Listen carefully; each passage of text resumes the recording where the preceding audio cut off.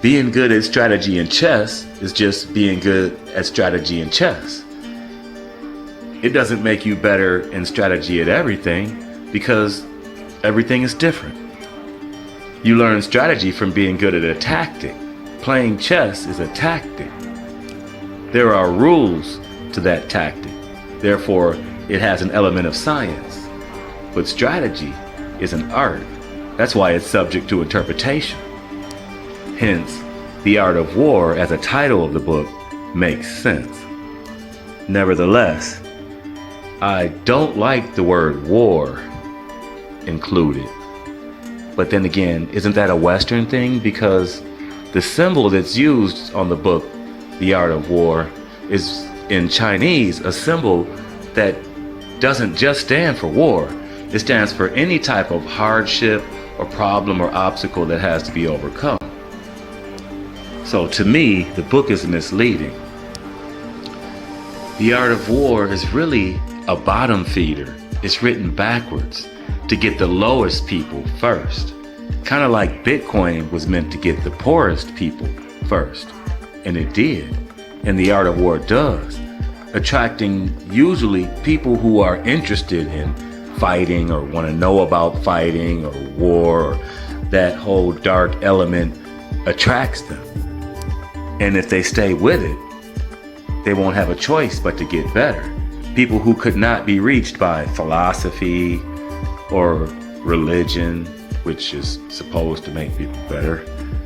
Noticing over time, it was strange that if you wanted to keep following this book, you had to become better, a better person, less aggressive, not possessive, not make waves, take care of people, try not to fight, show your opponent an opening, a way out, to not just destroy you if you can, or to not just take because you can, to not be quick to anger, but also to not be easily pleased, to keep your power balanced and consolidated, and to expand, but know when to contract, to know how to divide and combine and adapt and follow the force of momentum, to get the high ground if you can get there first, or to not go there if you can't, to feel the narrows,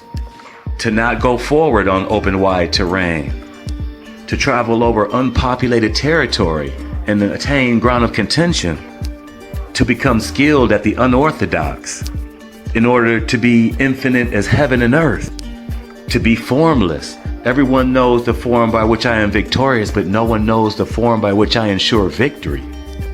To understand maneuvering.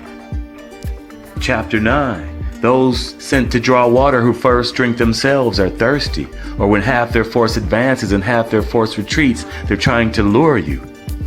To know the 6 configurations of the terrain, or the 6 types of terrain, or the 6 ways of defeat, all from chapter 10, Terrain. Chess doesn't make you better at strategy than any other tactic that has the same amount of variables with the same number of players who are adapting to you just like you're playing against them. No one can be excellent at strategy in everything. That's impossible. So you choose the areas that you think you really need strategy for. I think we all need it for people. I don't think unless you live on an island by yourself, even then, if you use electricity and phone calls and internet, then you're still dealing with people. You're not an aborigine. The next thing is probably our skill. I mean, you use strategy to help you get better at your skill, and you also have people skills. That's a superb recipe for success. But there is one more that I think everybody should have first, which comes before the 2 I just mentioned, and that's on yourself. I think that if you learn strategy in these 3 areas, everything else in life is just conversation.